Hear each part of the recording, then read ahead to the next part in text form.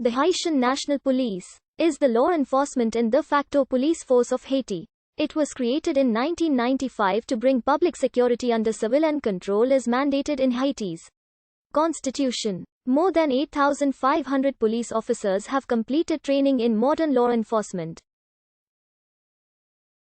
The police force has divided itself into different divisions to tackle the many problems facing Haiti. Many of these divisions are specialized to address particular chronic crimes that affect the nation, including kidnapping, drugs, and gangs. The force also has a coast guard and paramilitary units.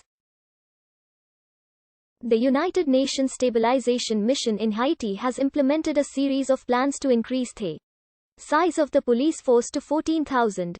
The National Police of Haiti provides the public safety, the judicial police and law enforcement throughout the territory of the Republic of Haiti.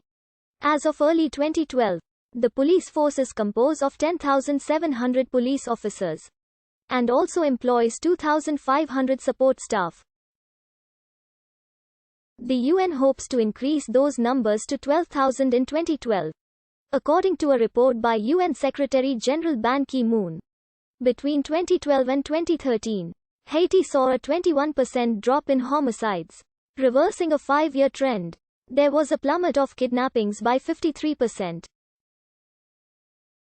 During this time frame, the force increased to 11,228. Under Duvalier, the Haitian police was part of the Haitian army from 1912 and had 14,000 members divided between the blue uniformed Port-au-Prince police and the rural security companies.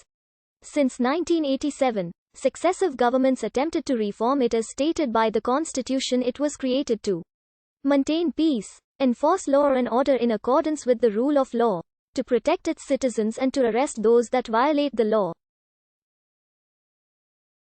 However, the police, being plagued by militarism, factionalism, and corruption, is mainly viewed by citizens as being repressive.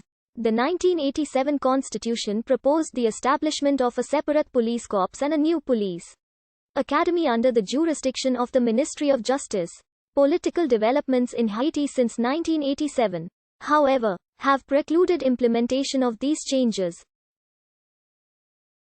Nevertheless, the mission of the police corps was almost indistinguishable from the mission spelled out for the FAD. The characterization of the police as a corps army reinforced this similarity in missions.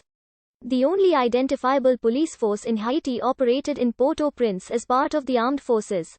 This 1,000-member force had few operational or technical capabilities, even though it was responsible for narcotics and immigration control and criminal investigations. In the late 1980s, the Narcotics Bureau, commanded by an army major, had acquired some visibility and resources of its own. With a reported staff of about 25 people, there was no true rural police. Small garrisons, operating under military department command, with some cooperation from the lowest central government administrative head, section chief, were responsible for rural security. In effect, the heads of these 562 rural communal sections functioned as police chiefs, as adjuncts of the nation's military infrastructure. This fusion of civil and military administration continued to be possible because of the broad range of responsibilities assigned to the Ministry of Interior and National Defense. After 1986, the armed forces failed to re-establish a nationwide police force and to subdue the MVSN and other vigilante groups. Some observers have argued that links between the senior army command and remnants of the MVSN have paralyzed reforms in Haiti's judicial system. An illustration of their point was the reported incorporation of some MVSN personnel into FAD units and some members of the VSN as plainclothes paramilitary agents. In the Dessalines battalion, other MVSN members found their way into cadres of the Port-au-Prince police force, particularly in the Criminal Investigation Unit, which was traditionally based at the Dessalines barracks. The demise of the Dessalines battalion and the Leopards, the latter of which had served as Haiti's Special Weapons and Tactics Unit, raised questions in the spring of 1989 about the future of a national police force. The Avril government reported some success in cracking down on abuses within the security services, but violence continued to be a serious problem.